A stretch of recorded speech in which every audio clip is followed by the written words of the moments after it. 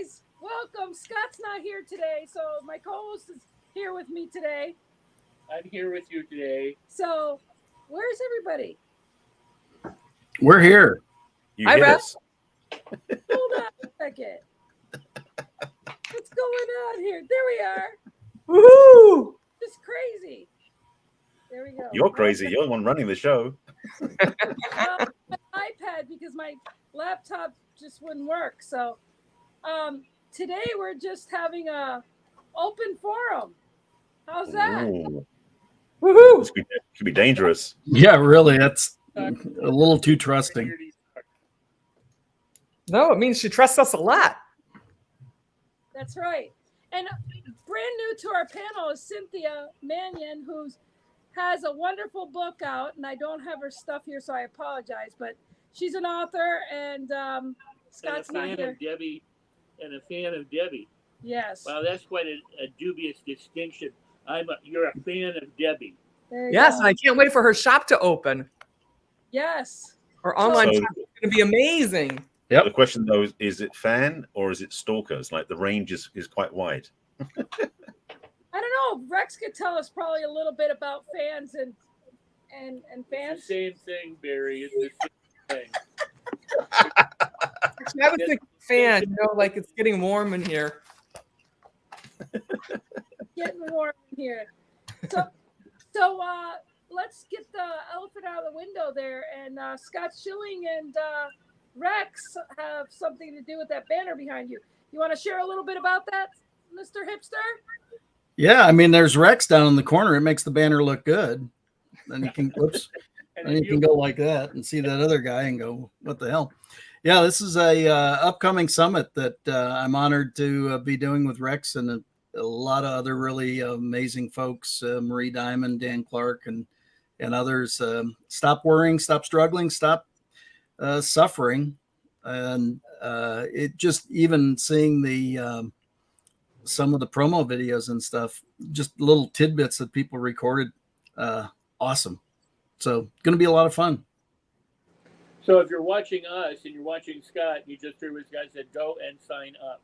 I don't know if there's a link anywhere, but Scott will have one on his page. You can go wherever and just enroll, join us. Yeah, we can send one. Let me go grab one. And I think Rex was trying to get Barry in it, but it got a little too late or something. So maybe next time. Barry's in the loop. We were going to hope that he was going to do, I think, this one or a past one, but we'll get back to Barry. Yeah, absolutely. Okay, sounds good to me. Barry, what do you have going on that people can chase and follow you at? Well, I was just on a summit called the Summer of Self-Love that we just had that ended this past weekend. I got my 2 podcasts that keeps me busy, and the 10th anniversary of my book is out, so that's kind of fun too. Woohoo! That's awesome. I see that banner there. That's awesome. Let's see. Have you identified the yellow pineapple anywhere, Rex? That's the question. The only track my eye just goes right to that yellow pineapple behind Barry there. Yeah, we missed you. We missed you last week. It was right. Last week you were gone. You were all camping with some I friends or was something. in the middle of nowhere with Wi-Fi. Or in the middle of nowhere without Wi-Fi. So, and Mr. John Horton. Yes, I'd like you to know I don't have a book. I'm not involved in the summit. Mortgage rates are high, and there's no houses on the market. So thank you very much for inviting me. Nice to meet you, Cynthia. No, things are good, man. Like I said last week, we had Deb on my meeting, and she fired everybody up. And it's all about being positive. It's all about meeting the right people and manifesting. And it's funny because I started doing it as we've talked about, and today there was couple $1 million in pre-approvals, and you just keep believing. Don't let yourself down.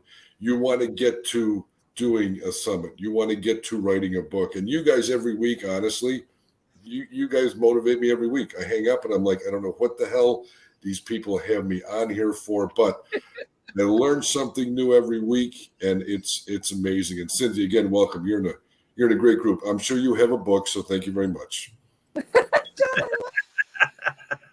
And Cynthia, why don't you share a little bit about you? you're very modest as a bodybuilder, model, just a world traveler, just known internationally. You're just amazing. And Debbie's biographer. Yeah, there you go. I'm happy to be here and get to know Lynn better. I've seen her on many of the other events that we've been on together. And as Rex, actually met him in person finally after seeing him in his box. Actually, Rex, I think it's like a year now, yeah? Yeah, it has. Yes, it was actually a year around the 12th, 13th of July, yeah. Yeah, he ran a wonderful event in LA at one of our mutual billionaire friends' house. And he was a star, and it was what do you call it? Sponsored by the Napoleon Hill Foundation. And it's funny, I drove to Wise, Virginia on Wednesday, and I was there Thursday, Friday, Saturday, Sunday. And I hung out with Don Green and the tribe, and we saw the movie Think and Grow Rich, as a matter of fact. Oh, yes. It's quite good. I recommend it. And as usual, he had a bunch of events. We saw Sympathy. We saw a country music guy who did hillbilly music. And he like told a little history of the Appalachian Mountains. And then he played the guitar. And then he told a little history. And then he played the banjo. And then he told you the difference between banjo and banjee. Very interesting stuff. And, they gave us a few books and a whole lot of homework. But that's how we originally met, Rex, at that event. And I have stayed friends with practically everyone I met there, if I didn't know them already, in our little boxes. And Cynthia. Yes. Tell us a little bit about your wonderful background. I am a daughter of an Air Force colonel and traveled the world, the east and west coast of the United States, Europe, East Africa, and the Seychelles Islands. Love life, love adventure. My aunt, I did a book reading just recently in Philadelphia that my aunt attended, and she and I sat there and we figured out I lived in 24 different houses up to this point, homes, and loved every single adventure. My mom died young, and I raised my 3 brothers and sisters. My little sister is a colonel in the Air Force, and I'm a pharmacist, and a brother who died. We're kind of connected there. And let's see, I've been the caretaker of the family. So I feel like I'm 21 right now. I'm like just getting started. And in between time, I took care of my grandfather, my grandmother, my stepmother, and my dad. My dad in my house for 7 years, and it was a mixed blessing. But we both learned a lot, and it's amazing. You got to take the time to talk to people and record them now before they're no longer with us, because they have amazing stories in there. Everyone has an amazing story. So, John, I know you've got an amazing story in there, and that would make a book. That's right. Yeah, so my dad and I had a disagreement one time, and I said I was leaving. I took care of the kids by myself for a few years. And I was thinking, what places did he hate the most in the universe? And that was India, because of the airport at the time, and New York City. I figured New York City I could drive to, so I went there and made a living as a model, actress, fit model, and actually did unbelievably well. In fact, I actually would like to have that money I was making then now again. She's a bodybuilder. I think I'll try it. Yeah, and so during the pandemic, I picked up some water bottles and saw that my girth was growing again. I didn't want to do that. And I started working out, and I got a girlfriend of mine who was amazing and said, how many people do you know to do this virtual? How many people do you need? And how much would you need to get paid? And she gave me a number, and I went out and found those girls. And I said, okay, if we have this many girls and we do this, every morning at 7:00, that will get us up and going, and we will not get. And we did.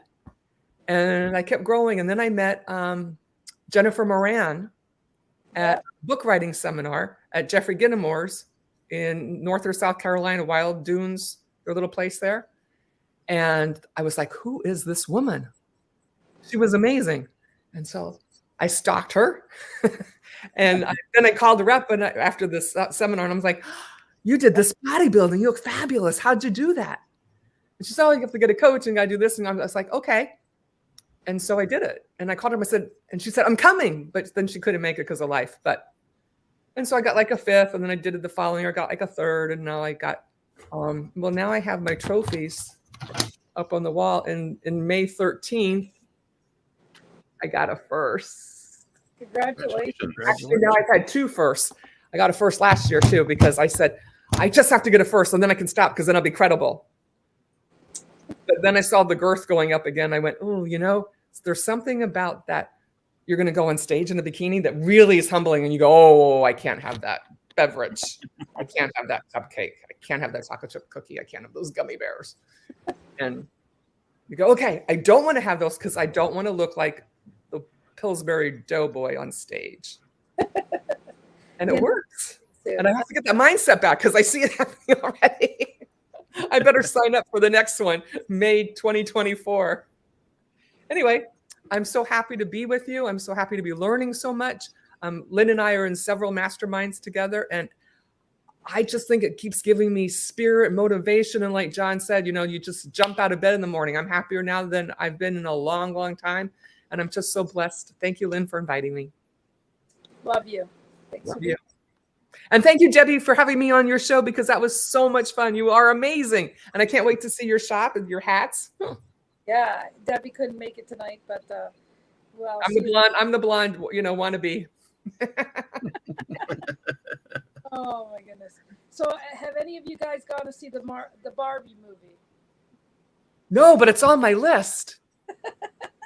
I actually did Toy Fair in New York. It was one of my first jobs when I had no money. That's another story. I went with $450.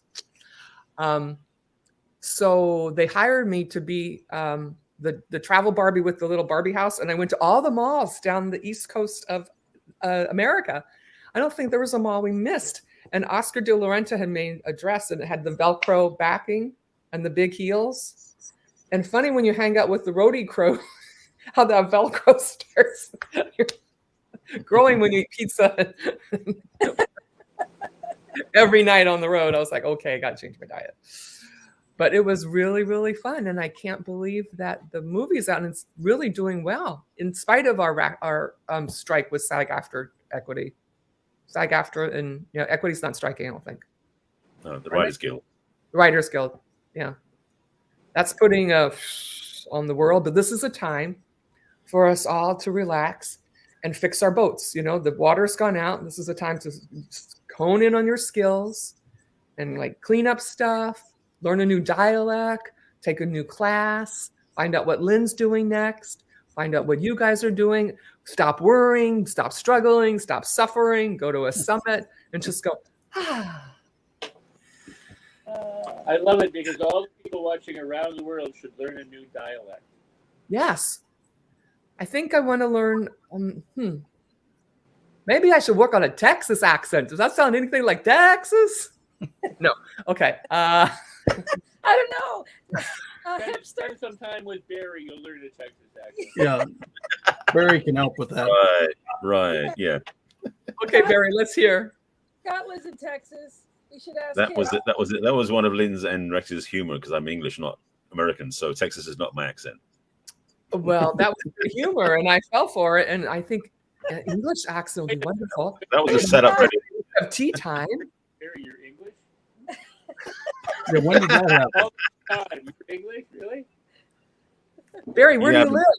Where do you live? In Los Angeles.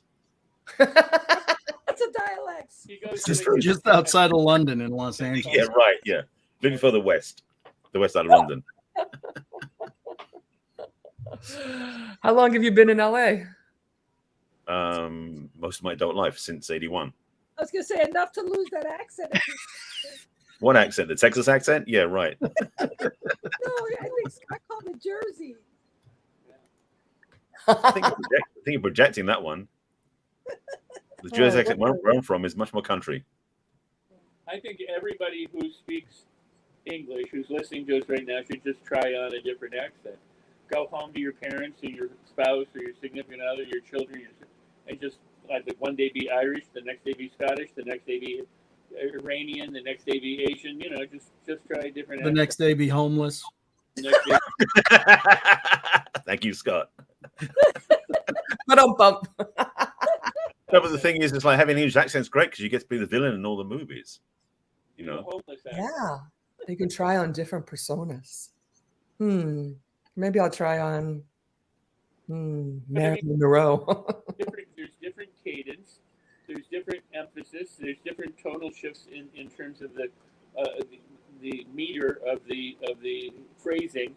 There's different energy behind it. There's different life experience. So if you try a different accent and you come at it from different points of view, you could revolutionize everything you do. A minor adjustment in one area might make a major adjustment in another. So which one should we do? Should we do one collectively and come back in 30 days and hear how we sound?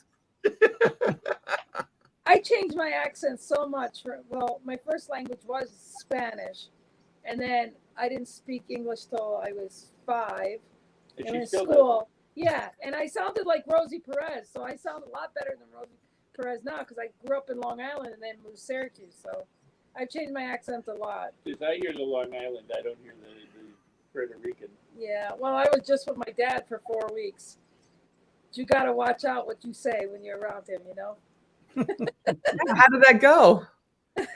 Oh, well, I survived, you know. Sometimes you get that little trauma, you know, back things for being with your parents, but it was good. It was good. It's nice you were there. Yes, it was. Mm-hmm. So what we decided to do, since Scott's not here and I am, is to have a free-for-all. Kind of got that. A brawl kind of thing, but what we did want to do is allow each of us who are here to address some topic that's near and dear to us that we'd like to talk about or share about. We may not get to everyone, but but have a conversation about something that we might not have otherwise talked about. So if We've somebody covered a lot in the last couple of years. Yeah, there are not all that many topics we haven't touched on at some I time. was going to say, yeah. Well, or so if you want to revisit a topic that you didn't feel that we've exhausted yet. But the world's always changing, so there's always new topics. Well, it was one of the last night we were talking in my group about how do you exercise and grow discernment. I had just the weirdest situation yesterday. Somebody that I had done some business with back in early 2019, thought was a pretty good dude, was introduced to me by a very well trusted and liked friend. We did some business together, and I haven't talked to him now in probably 3 years or so. And all of a sudden somebody mentioned his name. I was like, well, I know him. And they go, really? And he's in a different city now. And I said, well, maybe it's not the same guy. So I started doing a little research, found out it was. And it turns out that he's been scamming women out of money, 25,000, 50,000, 120,000, 250,000. And now there literally is a 25 episode podcast on telling the story of everybody that he's scammed and all the different things. And they were showing videos of, they've got recorded videos of the things that he would say to these women to, he was, what's it called? Conditioning them and grooming them. Grooming. Right? The grooming and stuff. And I heard him on some of these videos and I went, hell, he said that to me like 4 years ago. And it was the most sobering experience to sit there and go, wait a second. Here's somebody that I just thought was a pretty good dude that turned out to be not exactly as was represented. And you sit there and go, gosh, is the discernment meter off, or how did, Right. Did you not see it at the time, or did you see it at the time? Or it was one of those things. And so we're discussing, how do you gain discernment? How do you perfect it if it's possible? There's so many, and one of the things that I brought up is that there's so much day in, day out lying going on that is being rewarded. Yeah. People to just flat ass lie. And it's not, I'm not making any political statements. There's way too much of all of it. And it's like, where did respect, honor, and dignity go? Well, the thing is, I think to answer that, I would say that lying for some people, or listening to lies, is more comfortable or easier than telling the truth, because the truth is hard for some people. So it should be a matter of preference of discomfort versus comfort, not even about integrity, perhaps. Well, I think too, if you look at social media, and again, kind of what you said, Barry, people want to hear what they want to hear. So you're in sales and you try to model yourself after your client, but you see people get scammed online all the time. Oh, this person, they said what I wanted to say. Here's what we're doing. Okay, now they sound professional, they look professional. You can Google anything. I mean, years ago, you had a Yellow Pages and a rotary dial phone. You know, you really met face to face. You shook a hand. Years ago. It was a couple years ago. I'm not that old. I don't remember that. You guys might remember that. But I mean, I do. You meet face to face. I have clients who don't want to meet. Text me, email me. No, pick up the phone. I need to know you're real. And you need to get that feeling. But you get some people, like you said, with, I don't want to say your friend, Scott, but that gentleman, people hear what they want to hear. And all of a sudden now it's a relationship. And now all of a sudden, what are you doing? Man, get back to the basics. I don't care where you live, what you're doing. You got to pick up that phone, you got to chat, and you got to build that level of trust. You still could be scammed, but I don't know. I just think you need to get really back to basic conversation. So for $7, you too can learn how to scam women. Right? That's the next evolution, right? Because he's doing the podcast, he's done the scamming. Now you can learn what I did to scam people. You know, it's an interesting phenomenon, I think. What you were just talking about, you know, card Cadillacs and doing the legwork. When everything is given to you, you know, if you don't have to fish, you get the fish kind of thing. When everything's given to you, it's a use it or lose it. You know, if you rely on your GPS, you no longer rely on your own navigation skills. If you rely on your phone to keep your records, you no longer file or catalog or write down numbers or remember addresses. You end up losing it. If you lose your phone, your life and business is over. You lose your computer, everything's gone. We've been handed everything, and we have Google, and all this information, whether it's true or not true, comes up when you Google something, and you think you have to ferret out the information. Reliable, or is it just? And you know, let's say you type, how do you cook potatoes in the oven? You'll get 100 different things where here's recipes, here's potatoes, here's ovens, and you get what kind of oven, what kind of potatoes, do potatoes exist? You know, are ovens, you know, good for people too, or what? You know, I mean, they have it, you know, it just goes on and on and on. And you don't really have to think about anything. So we're used to consuming stuff without necessarily verifying anything. Yep. And then we find out, well, that's bogus or that's wrong. Or you watch a news report because it's breaking news, and then they go, well, we're wrong. Where before they used to vet things. So here's the answer that I would give you, Scott. Yes, you can train a person to be more discerning in the same way you can train people to begin to, they have to be able to calibrate their experience. For example, some people don't make very good decisions. So one of the things that you want to do is you want to find out how they feel, where they feel it, what they're thinking, saying, hearing, feeling when they have made a good decision, and what that's like for them versus when they made a decision that wasn't good for them, or when they've had a gut feeling that worked out and moved in a positive way versus one that moved in a less than glorious way. You can help people calibrate their own intuition, because most people are out of whack with it. It runs on, but nobody's learning how to do it. Their discernment runs on, but they've not learned to calibrate it because they're not calibrating against anything. We don't have those experiences anymore.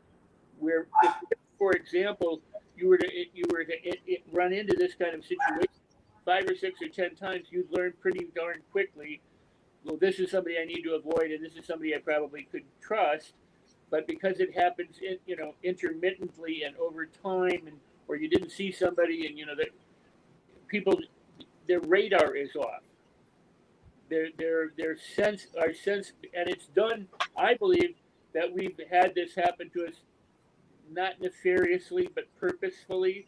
If you rule by chaos and confusion, if everything is questionable, if you have no sense of integrity, honor, or worth, where you're just passively receiving constant stuff, it's like you no longer know how to live in the forest.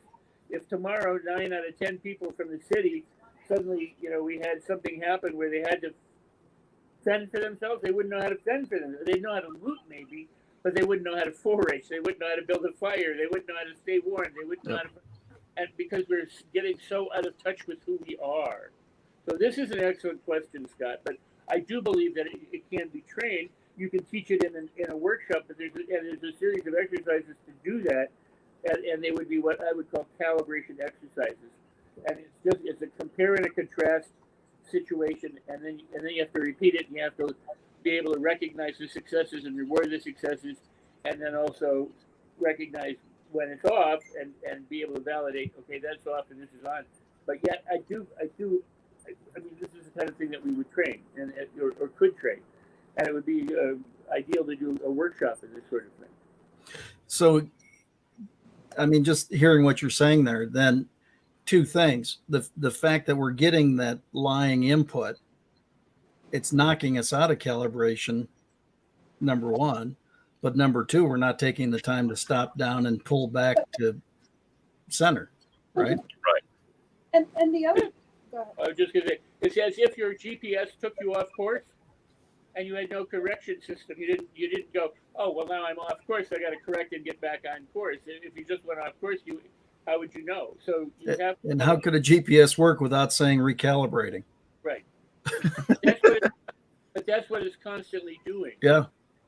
Well, No, it's very. So speed calibration for 1 second, for GPS calibration in particular, I've known in the past, not as much now, but in the past, where cell reception was hit and miss sometimes, where the GPS would basically just lose complete knowing where it was because there's no signal. And so then the good news was, thankfully, I grew up in London, as I said, and learning how to drive in the back streets of London gives you a map to basically drive anywhere on the planet almost, because it's one of those cities that you have to be really clear what you're doing. That's what they call it, the knowledge for the cab drivers, to know how to navigate without using GPS or maps. So the thing was, I learned to do before, and I'm pretty good at it still, is when I go somewhere I don't know where I've been before, is I have a sort of an internal GPS knowing how to backtrack sort of thing. It's almost like breadcrumbs in my brain. That's an interesting way of putting it. But it's that idea about having the way of learning your way out. Speaking to Scott's point, though, the challenge is that some people, unfortunately, have started to drink from the nipple of fake news so much, they never have a checkpoint inside themselves to go, that doesn't sound right. And so everything becomes truth for them, which is one of the unfortunate things. And I want to speak back to that thing you said about the shyster, the guy who basically was conning the women. There's a movie that was on Netflix. It may be back in some of the archives, called The Tinder Swindler. Yeah. It's about the guy in Europe who basically got these women giving lots of money, and he had like several different girlfriends he was scamming from. It's insane. I was interviewed yesterday for a podcast coming out in a couple of weeks.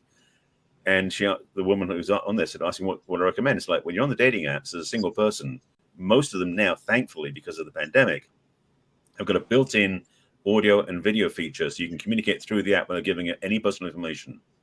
I said, here's the thing, for women especially, is before you even give out your phone number or before you meet the person, do a video call through the app. Because if it's fake, you'll know right away. But most people, they have this wishful thinking it'll be perfect and whole, which is what people do in life. And they don't necessarily do their due diligence and verification first, which is part of what being in alignment and integrity to your understanding is, to do that all the time, to check and verify. But most people are so oblivious, they blindly trust somebody else to give them the facts, and they don't verify for themselves. Well, the same thing goes when somebody gets hacked and you get a friend request for somebody you have friend. Don't ever click those links. Hey, Barry, call them or say, hey, did you get a new Facebook? Or things that you should do, half the people don't listen to their instincts to know. They don't question it. They just follow it. And then, of course, what's sad is, well, they got the mutual friends on their friends list because everybody else added the friend. Don't be one of them. Make sure that, if you call me and I don't have you in my phone book, I don't care. You're going to have to leave a message because I'm not going to answer the phone. Because I'm not going to fall for any of those, things. I mean, there's shows like Catfish. People are, scammed and whatever. And I mean, we've got so many tools now. You can take and Google people's names. Some of them use famous people's names. And if you realized, I mean, there's just so many different ways you can check. But common sense, when something doesn't smell, look, or feel right, then you're right. Well, that's the thing. Common sense is a very, what's I'm looking for? Endangered skill. Right. Just like Helen had said that she told everybody these stones are changed every 4 years, right? People went to look on Google to see if that was true. Like, seriously, you would think that somebody moved these? Like, nobody could think for themselves. They had to check with Google. Because it's always right. Every other week, time they get done moving it to one place, they got to move to another place. Just to, I would add this, and that is, Where's that coming from? if you grow up like Barry, you're talking about, the back streets of London or driving. If you drive in Los Angeles, okay, so you have millions of cars at any given second. You've got people from all around the world with their different driving habits. So I will argue that I could pit most LA drivers, or Chicago drivers for that matter, or New York drivers against any rural place in the country. Yeah. Because the rural drivers don't have that much experience driving with other traffic or people cutting them off or other nationalities with their own drive. So their experience as a driver is limited, so they don't, because they haven't had to make as many decisions as somebody driving in a very busy environment with lots of stuff. Well, the same thing is true with developing our abilities. If our abilities aren't challenged repeatedly, it's like if you want to be a good archer, go out and shoot a bow once every couple of years, you're not going to be an expert marksman. But if you go out and you do it repeatedly, consistently, correctly, and do it a lot because you like it, well, you're going to develop that skill a whole lot faster. So when it comes to discernment or intuition, recognizing opportunity, those kinds of things, these definitely are trainable skills. They're kind of like what we were before we forgot. And so what we need to do is create those experiences for people. They can be created artificially. By artificially, I mean inside a safe environment like a workshop environment, or they can be created, for a group of people on the beach, or they can be created in their everyday experience. When I teach workshops, I talk about two things. One is there's the drill component where you practice it. Then there's the enactment component where you engage in it, but you haven't mastered it yet, but you do it consciously, competently. Like at dinner, out while you're walking, you go to the you engage in everyday life with it. And between the drilling, which is the practice they say in a workshop or in the gym, and then doing it, in the real life environment, you ultimately end up having it fused or become, unconscious competence. It becomes a habit, but it requires doing it in more than one setting. If you only did it in one environment, it has to be able to translate to the other environments. Very true. Bring it, John. Come on, John. There you go. I agree with everything you said. Just so you know, it's The easy answer. easier. No, and I think it all really comes down again back to basics in relationships. There's so much going on. The technology is ridiculous. You get, I had something the other day. I almost fell for it. It was I ordered something on Amazon, and they said I need to reset my password, and immediately I got this text. So I Googled. Thank God for Google. And if I would have hit that text, it would have downloaded all my contacts on my phone and my location to whoever it was. Now everyone's busy, whatever. But how quick would it be? Okay, I did order something. Immediately I get the text. Oh, they must be right. And I was just about to do it.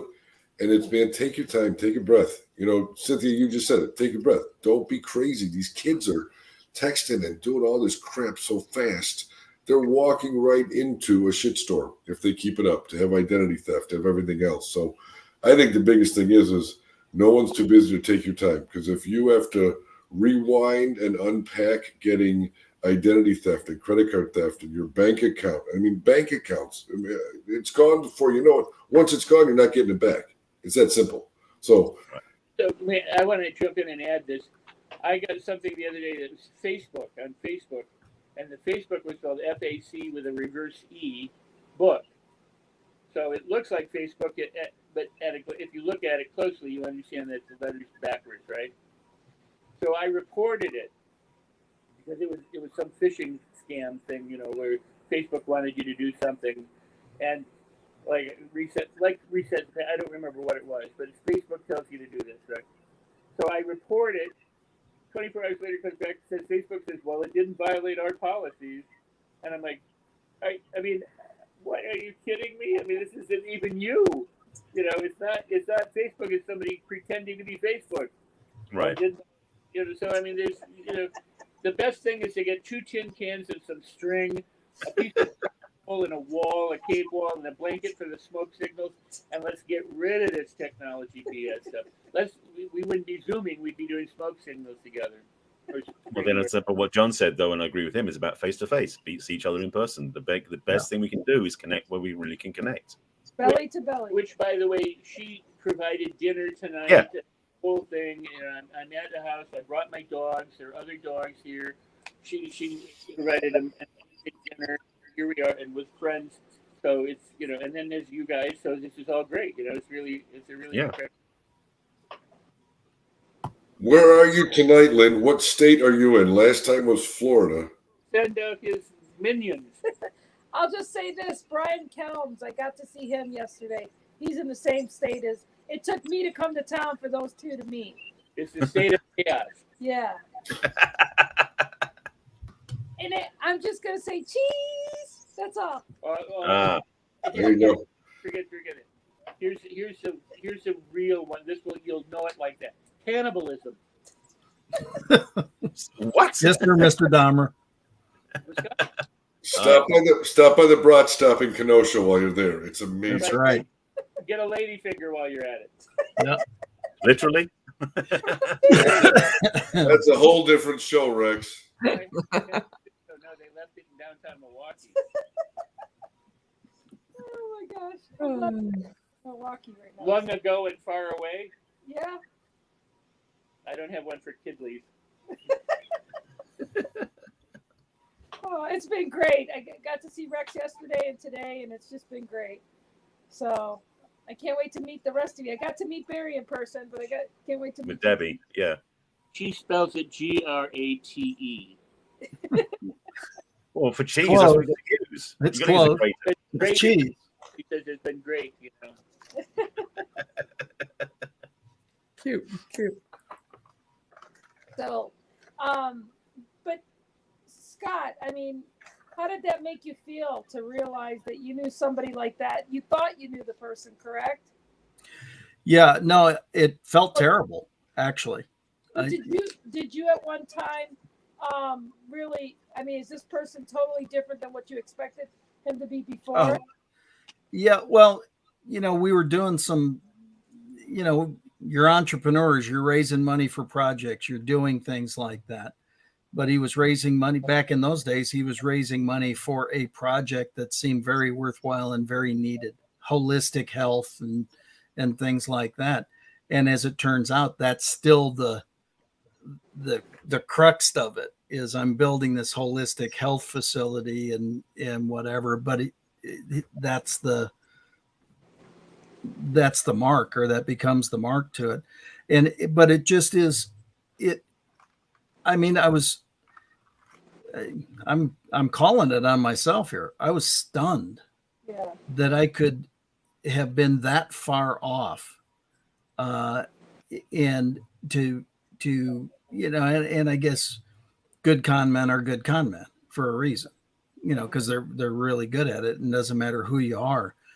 But it felt terrible. I mean, it was really, it hurt. Yeah. It hurt for a lot of reasons, because the other side of it is, back when we did do some business together, I introduced him to some trusted friends. I was introduced by a trusted friend, and then I introduced him into my group of trusted friends for what I thought was the noble purpose of helping more people. And so it, like I said, when I brought it up, somebody started talking about, well, it's because of your shadow work. And I went, oh, okay, this is going to be interesting. Where are we going with this? Shadow work. What's that? What's shadow work? Well, I haven't done any. That's the whole point. They said, you know, you're such a nice guy and you believe in people, but there's a shadow side of that too. And I go, oh God. And you didn't have that little voice, that little seed down inside, that little red flag, any something's like, you didn't have anything like that? No, not a bit. So a question then, Scott, was there any course correction afterwards? Did you go to your people you connected him to and want to introduce him to you as well and clean that up at least? Yeah. Oh yeah. No, it was like, frankly. No, I shut down. I backtraced and shut down things. I said, I don't know if you've heard this. I just heard this, but, and you make your own judgment on it. But, it was just such a stunning thing. And, you know, so you sit there and again, I think quite frankly, all of us, and that's a probably overgeneralization, right? I think if you're a teacher and a trainer, you look to see the best in people. And when you look to see, and so it would have never occurred to me in this situation. Trust me, I've shared the stage with plenty of snakes and skunks. And you can usually see them very easily. Yeah. And so that's why. What's that? May not. I say, but you can, but the audience may not. That's why they're on the stage. Yeah, but again, that's why, you know, it's not like I haven't experienced people who are selling vaporware or just full of crap, you know.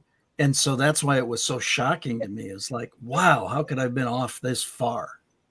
That's the part that's just like, well, here's what for you.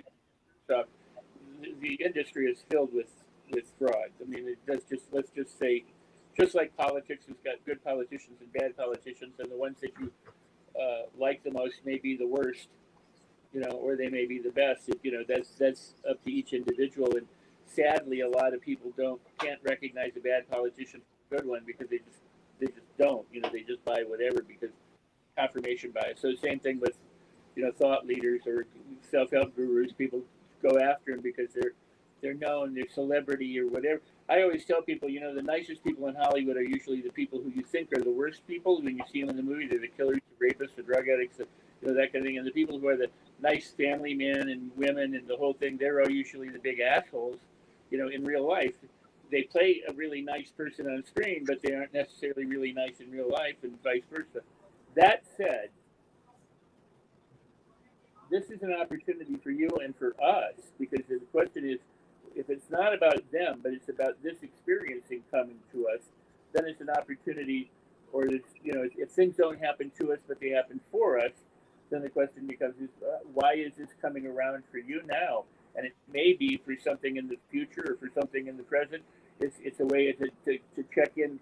You know, I'm not saying what, I don't know what the answer is. I'm not trying to, you know, put one in there. Well, but you know, it's an opportunity and a possibility for goodness and greatness, in spite of the fact that there was a charlatan involved in this situation. There's a silver lining that comes from recognizing this at this time, and we don't know why that's going on right now. Well, and think to the Stop Worrying, Struggling, and Suffering Summit, and actually my clip in the video is I asked myself 5 questions and what was the lesson? What was the gift? Right. And so that's why when somebody said something about, well, it relates back to your shadow. And I was like, what? And I've done a lot of work on a lot of different techniques and a lot of different process. That's something that I've never been a part of. And so at the same time, it doesn't bother me one way or the other. I just, all of a sudden I learned that I didn't know something that normally, you know, you go, oh, I've been exposed to that before. But when somebody said it, it was like, oh, I don't know that I've been exposed to that. So it's like, I got something to learn here. There you go. That's the good stuff. The best bright side of going forward is that now you can stand clear of this person in an association. So going forward, it's not going to bite you in the ass, so to speak. Oh yeah, no, I mean, and that's the part is I haven't been around them anyway, but it just the whole concept was so stunning. Jarring. Yeah. Yeah, it was jarring. It really was, and it was like, wow. Yeah. So what is it that I Oh. need to learn? You know, because that's where I come from. Is what do I need to learn from this? What's the Well, lesson? What's the gift? And I don't want to make light of this, but because of what we said earlier, imagine the family and friends of Jeffrey Dahmer when they discovered what was going on there. Yeah, There's no, a lot of I people who agree. don't know. Yeah. You know, I mean, we're just blind tours. Some people hide things really well, but now that you're aware, or we become aware of things, then hey, guess what? You know, we have an opportunity we did not have, because if we're unaware of it, we're unaware of it. So awareness is a beautiful thing. Yeah, no, I feel blessed by it on a left-handed kind of way, but it was just so you know, you feel duped, and it wasn't even done to me per se, you know. No, but you're just unaware of it. You just didn't know. Yeah. That's one of the things. I hate to see people take advantage of other people. I just hate it. Same here. But the thing about it is, just going to say, just as an adjunct or as a reminder for those people watching who may have had the same situation or similar where they were taken advantage of, is the one thing that doesn't help is judging the crap out of yourself for not knowing earlier. Because the bottom line is, as Rachel was saying, you know, when you're aware, but when you're not aware, you're not. It doesn't help to go, I should have known better. If you knew better and didn't do better, that's one thing. If you didn't know better, how could you do better? Yeah. So the key thing is really about yourself. If you say I should have known better, or I should do better, could be better, or I'm no good at this, but I should be good at this, you're kind of taking God's role. I mean, how can you say I should be, or I ought to be, or I am, and make that judgment or that proclamation on yourself when you and I are doing the best we can with what we got in the moment that we're in. You know, it's like, it's not It like just you kind of see proves stuff out, ahead of you. as much as anything, it proves out my platform again. God's plan and timing is perfect, and all things work together for your good. There you go. There you go. Just like they always say, how old were you when you learned something? You know what I mean? You've seen that, right? How old was I when I? Well, the thing is also, well, the great thing is, if you learn from it, great. If you repeat it, then there's an issue. Right.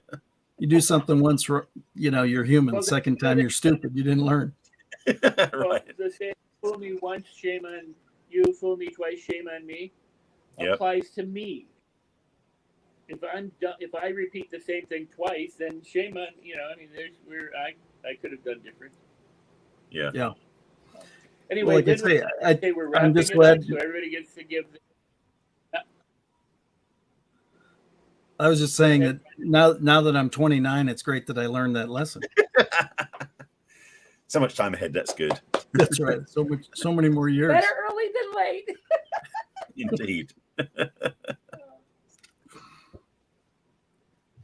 I don't know if it's my StreamYard skipping out or somebody else's. Not sure.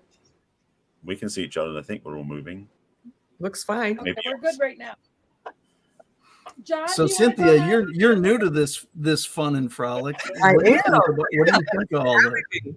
It's so fun, and you're like, wow. And where are all the parents teaching all the children and doing manners and instilling the right foundation to go out in the world and believe and have your divine, whatever it is, whatever religion, they're basically all going to the same power to help you out, so that you take a moment every morning and breathe and pray and meditate and be so grateful. I mean, I just lay there and go, wow, I'm so grateful for my toes, my knees, my ankles, and work my way up my body, Thank you, God, for my brain. Thank you for this day. And just, and just love it. I was in Glenn Moorshower's class right before our class here, the Lynn and Scott and Friends show, as we all see it. And he says, I particularly love that I thought kind of fit in right now. I live my life in such a way that tomorrow I'm proud of my yesterday. Yeah, that's awesome. Glenn's awesome. Isn't Yeah, he? Glenn. I know. Yeah, he's a Yes. Love So that. I get all that good stuff. You know, we were talking this morning about redeciding at a higher level, like redeciding who you are at a higher level, because now you have more information. This won't happen to you again, Scott. You've learned from this, and you will save other people from going through it. And you will advertise it and bring it up just like you did today. So we're all going like, ooh, ooh, ooh, ooh. Setting it out. Be careful, because you have to develop the right habits. Yeah, I mean it's fascinating. Well, I applaud all these women because they literally have done 25 hours of video podcasts that are on the web right now, detailing all these different things. If you find the link or whatever, later put it in our comments so people can go get educated on it if they'd like. I mean, it's fascinating because they saved the various clips, and they show the process of grooming, the things that are said. So it's actually, you go, and again, you think about it with an older gentleman and a woman. Think about somebody doing this to a kid. right. I mean, it's just horrendous. And to sit there and go, oh my God, you know, stuff that you just, Well, you don't know until you know. What's that? Sadly, one person's lies is another person's marketing. I said, sadly, one person's lies is another person's marketing. Right. Yeah. There are plenty of people out there. I mean, I get a situation where somebody has used my material, but not just my material, and now years later saying, "Oh, look what I've invented, and I wanted to call it this, and I'm going to call it," and it has nothing to do with me. It has, because I didn't invent what I presented it. I didn't invent the stuff. It was somebody else. I contributed to it. But the point is somebody is now saying that they're inventing something that's been around for, well, I mean, it's been around for at least 100 years, and it was popularized about 40 years ago, and it's everywhere. But for those who don't know that they could get it in a variety of ways, now it sounds like this person is like, wow, I just discovered this, and isn't the universe wonderful kind of thing. I mean, this happens constantly. I've seen this happen, we all have, like Scott saying, we share this stage with snakes for well over, 40 or 50 years. And it's sad because people don't do the legwork, or they don't investigate, or they don't look at I've always told people, I can tell who people train with typically, not so much today because there's too many of them, but at one time, or who their motivational figures, but by who they attribute the quotes to. Yeah. Because so many people misattribute the quote. They'll say, "But this when somebody said it, way before them." And you go, "Oh, well." Oh yeah. This is where and there are a lot of thought leaders out there that people I actually like, who have come up through the ranks after all of us. They're younger than us, and they're misquoting everything. They're just saying this is from so. I'm like, well, you don't know your history. Not that matters much, except it demonstrates that they don't go very far into it in order to learn to embrace it and then share it. It doesn't. I mean, if a quote came from Aristotle or it comes from George Washington, it really doesn't make a difference. But you would hope that the person who's using the quote would understand. It's kind of like the etymology of words. Is kind of understanding the power source of the vibrations of things that you're uttering, as opposed to just uttering things. Totally. Yeah, very much so. It's interesting because one of the things, people say you consistently attribute a quote to somebody. And I said, well, it's the right thing to do. It's theirs. Why would you not do that? Mm-hmm. It just doesn't make any sense. I mean, I quote Zig Ziglar all the time. You can have everything in life you want when you help enough other people get what they want. Why would you want to change that? Well, and just Scott, to your point, I kid Tony Robbins by saying if you wait long enough, every quote in the world will be attributed to Tony Robbins. What about God in the Bible? Everything's in there too. I think they all drew from there. Yeah, but the Bible wasn't the origin either, so you know. You got to go back further. Well, but I'm saying Tony quotes Zig. Somebody will then quote Tony quoting Zig, and then someone will quote the person quoting Tony quoting Zig. You know, I mean, It becomes like one of those emails with all the replies. That's and right. forwards You're and playing forwards. telephone. Exactly. For those who remember. Yeah, there was a Jim Rohn quote. Gosh, I'm trying to think who did this. Not too long ago, I was at an event, and it's one of the most famous Jim Rohn quotes ever. And the person quoted somebody that wasn't even close to Jim Rohn as the person who said it, and it's like, oh my God, it's not even close. How do you miss that? Because they have a different source. So, and while that may seem significant, because in some ways it isn't, but in other ways it is, if they can be that wrong about something so simple, why would you trust them to be right about something so important? but it's there was a CEO of a company that I trained for, and as a speaker, what do you do when you walk into a room? You count how many chairs are there, right? I mean, it's just what you do. And there's 15 rows of 10 on this side and 15 rows of 10 on that side. Now, if I do the math pretty quick, that's 300 chairs. It's not too hard to figure that out. And he comes up there and he said, "Isn't it amazing? We've got a sellout crowd. We're over 500 people in the room." And there were three open chairs and 4 people standing. And people go, "So what's the big deal?" The big deal is if you can discredit one number in a presentation, you can discredit all of them. Yep. And it is what it is. If you just want to say, "Hey, we've got a full house," that's great. But I mean, it comes down to people go, it's like, come on, my goodness, what's going on? Yeah. But he did it every time. It was like, and you sit there and you say, people can count. And then I realized maybe they can't. Not anymore. Not without a calculator. Not without their phone or calculator. They actually can't. They actually can't. Back to that again, yeah. John Horton.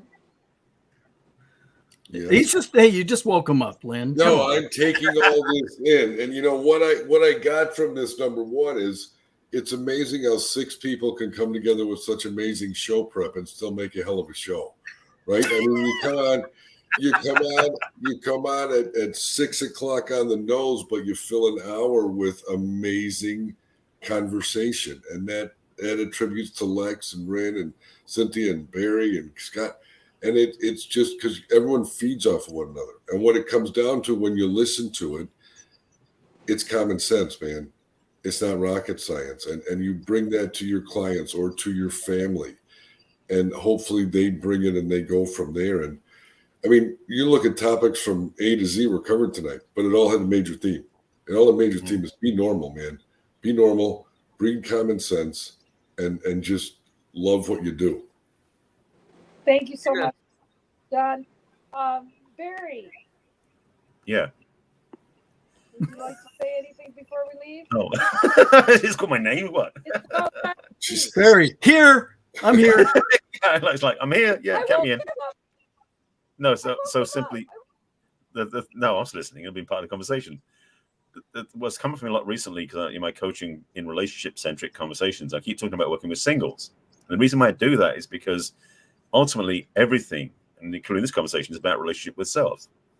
How we take care of ourselves, how we honor ourselves, shadow or no shadow, is part of the work.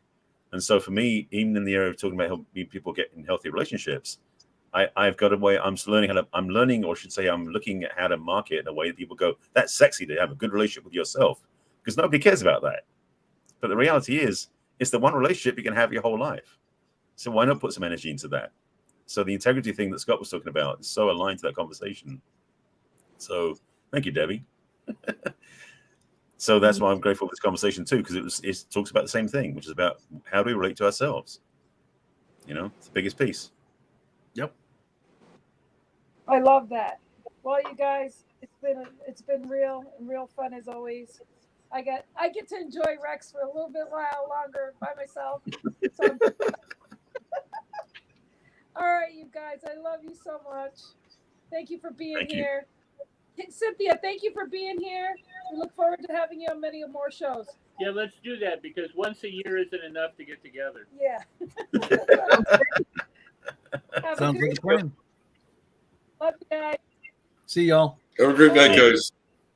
Be amazing. Keeping me safe and sound.